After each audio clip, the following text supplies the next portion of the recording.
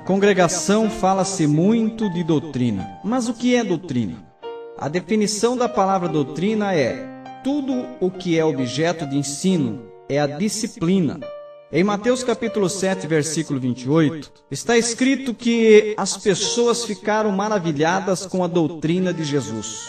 Como podemos ver, ele não falava de usos e costumes. Ele pregava o amor, curava os enfermos. Ele não falava de vestimentas, ele não falava de cabelo crescido ou cabelo cortado. Ele não falava de roupas. Ao contrário da doutrina da congregação, doutrina não é outra coisa senão o ensino da palavra de Deus. Doutrina não é usos e costumes como muitas denominações dizem. Doutrina não está relacionada com roupa, moda, cabelos. Usos e costumes estão relacionados às coisas externas, coisas aparentes. Mas Deus é o que sonda o nosso coração. Por exemplo, para o homem usar terno e gravata não é doutrina bíblica, e sim costume cultural. Mesmo porque, se fôssemos vestir igual os homens da época de Jesus, os irmãos teriam que usar vestidos. Então temos que entender que quando nós ensinamos a palavra de Deus para alguém, estamos transmitindo uma doutrina. Mas quando falamos de roupa, cabelo e outras coisas do tipo, estamos falando de usos e costumes.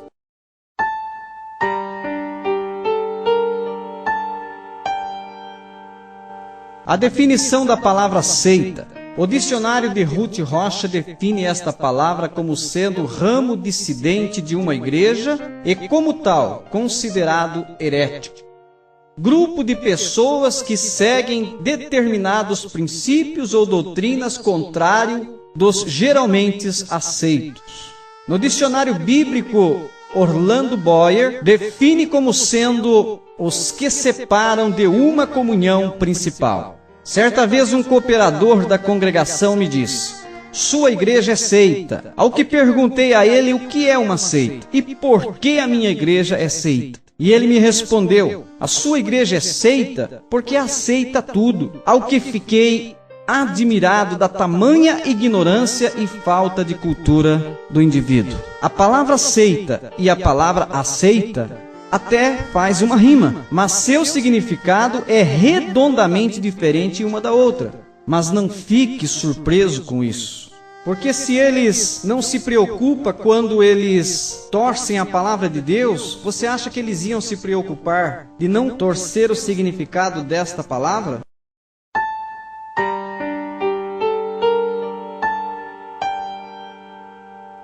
Quanto ao dízimo, a congregação é categórica em dizer que o dízimo é coisa do Velho Testamento e da lei, e que o cristão não deve mais observá-lo.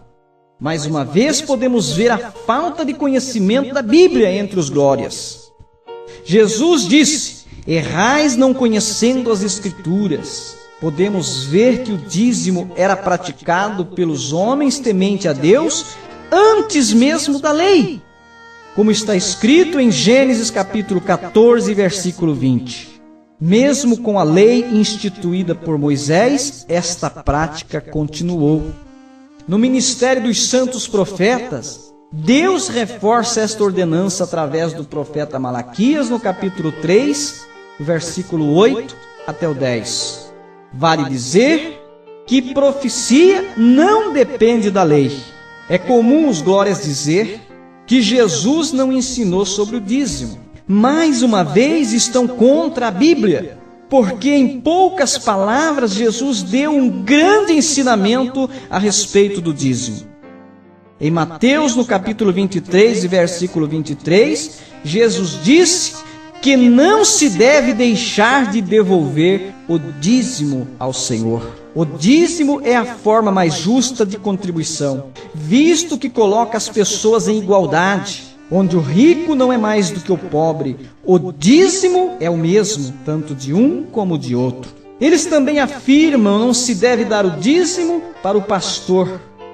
E nisto também falam sem ter conhecimento de causa. Quem administra os dízimos nas igrejas não é o pastor, e sim uma comissão diretora. A função do pastor é cuidar da parte espiritual da igreja e não de administrador de dinheiro. Nós não pagamos o dízimo, e sim devolvemos 10% do 100% que Deus nos dá.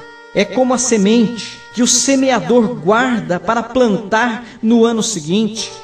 Já pensou se o semeador comesse toda a semente? Como plantaria sua próxima lavoura?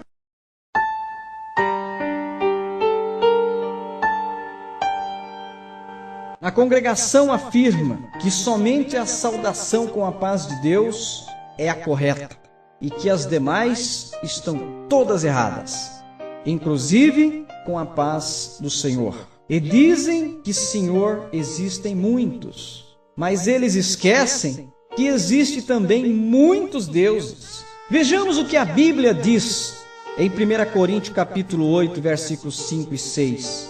Há um só Deus e um só Senhor, Jesus Cristo. Isso significa que Jesus Cristo é Deus. E se Jesus Cristo é Deus, falar a paz de Deus, ou falar a paz de Jesus Cristo, ou a paz de Jesus, é trocar 6 por meia dúzia. Os argumentos dos adeptos desta denominação só convence as pessoas que não têm conhecimento nas Escrituras Sagradas. É muito comum, quando eles são fechados em confrontos e debates com pessoas que conhecem a Bíblia, ficam nervosos e apelam. Quanto à saudação, a Bíblia é recheada de diversas maneiras de saudar. Por exemplo, nós podemos ver: a paz seja convosco, como está escrito em João, capítulo 20, versículo 19, versículo 21 e no versículo 26. Também foi usada a saudação graça e paz. Podemos ver em Romanos 1 e versículo 7. E em 1 Coríntios capítulo 1 e versículo 3, 2 Coríntios capítulo 1 e versículo 2, e vários outros textos é usada esta saudação, a paz do Senhor. Pedro, Tiago, João e Judas não poderiam ser da congregação, como podemos ver em Tiago capítulo 1 e versículo 1, 1 Pedro capítulo 1 e versículo 2, 2 Pedro capítulo 1 e versículo 2, 3 João no versículo 15 e Judas no versículo 2, onde eles não usam a saudação que é usado na congregação.